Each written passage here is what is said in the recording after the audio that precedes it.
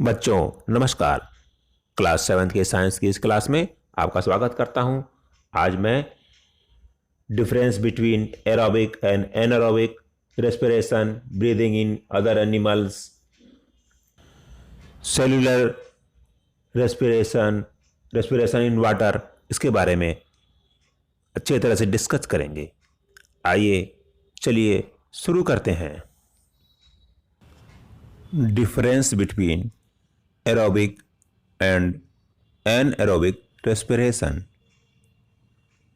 Aerobic respiration में इस प्रक्रिया में ऑक्सीजन की ज़रूरत होती है।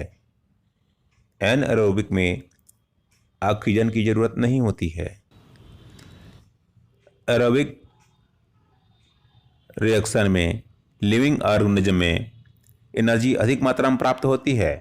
एनएरोबिक में एनर्जी कम मात्रा में प्राप्त होती है।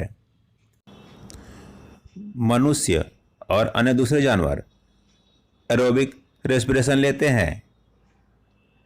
एनएरोबिक रिएक्शन यीस्ट और कई बार मनुष्य में भी ये रेस्पिरेशन होता है। एरोबिक रेस्पिरेशन में कार्बन डाइऑक्साइड और पानी प्राप्त होता है। एनाएरोबिक रिएक्शन में मनुष्य और जानवरों की मसल में लैक्टिक एसिड मिलता है और यीस्ट में एथेनॉल मिलता है। What is cellular respiration? जब हम खाना खाते हैं तो यह सेलों के अंदर टूटता है और ऊर्जा मुक्त होती है।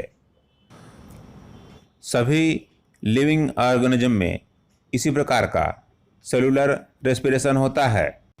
सेलुलर रेस्पिरेशन सेल के अंदर माइटोकॉन्ड्रिया में होता है। जब हम ऑक्सीजन लेते हैं तो कार्बोहाइड्रेट जो भोजन में उपलब्ध रहता है कार्बन डाइऑक्साइड और ऊर्जा मुक्त करता है। एनारोब्स जो ऑर्गेनिज्म बिना हवा के सांस लेते हैं एनारोब्स कहलाते हैं। ये एनारोबिक रेस्पिरेशन करते हैं और ऊर्जा प्राप्त करते हैं। उदाहरण के लिए यीस्ट जो कि एक सेल का बना होता है, यह बिना ऑक्सीजन के रहता है। ये कार्बन डाइऑक्साइड और इथेनॉल मुक्त करता है। इसलिए हम इससे बियर और वाइन बनाते हैं। इस प्रक्रिया को फर्मेंटेशन कहते हैं। What do we breathe out? जब हम सांस लेते हैं तो हवा में ऑक्सीजन होता है। जब हम सांस लेते हैं तब उसमें ऑक्सीजन का प्रतिशत 21% होता है और जब हम सांस निकालते हैं तो उसमें ऑक्सीजन का परसेंट 16% होता है।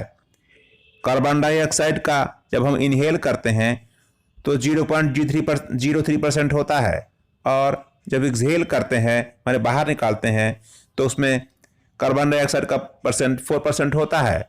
वाटर वेपर जब हम सांस इनहेल करते हैं तो उसमें वाटर कंटेंट कम होता है, वेपर कम होता है और जब एक्सहेल करते हैं माने सांस बाहर निकालते हैं तो उसमें ये ज़्यादा होता है, वाटर वेपर ज़्यादा होता है। Breathing in other organism, breathing in cockroach. बहुत से इंसेक्ट जैसे कॉकरोच में स्मॉल ओपनिंग होती है जिसे स्पाइरेकल कहते हैं। ये शरीर के किनारे लगी होती है। उनके एक छोटी एयर ट्यूब होती है जिसे ट्रैकिया कहते हैं। ये गैसों के एक्सचेंज में सहायक होती है। स्पाइरेकल के माध्यम से हवा स्पाइरेकल और ट्रैकिया के द्वारा सेलों से जुड़ी रहती है। इसी प्रकार सेलों से हवा ट्रैकिया में जाती है और स्पाइरेकल के द्वारा बाहर निकल जाती है। Breathing in earthworm. केचुआ या अर्थवर्म की स्किन बहुत स्लिपरी और नमी होती है जिससे इसमें गैसें आसानी से आ जा सकती हैं।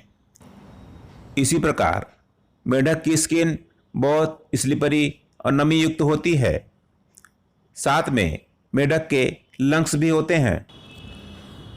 ब्रीदिंग अंडर वाटर, जो एनिमल पानी के अंदर रहते हैं उन्हें सांस लेने के लिए अलग से अंग बने होते हैं, उन्हें गिल कहते हैं। ये स्किन की कॉम के समान संरचना होती है। कॉम यानी कंघे के समान संरचना होती है। गिल की सहायता से गैसों का एक्सचेंज होता है। कुछ एनिमल जैसे मेढक इत्यादि में जब वो सूखे में रहते हैं तो वो फेफड़ों से काम लेते हैं, और जब वो पानी में रहते चले जाते हैं तो अपने स्किन से सांस लेते हैं।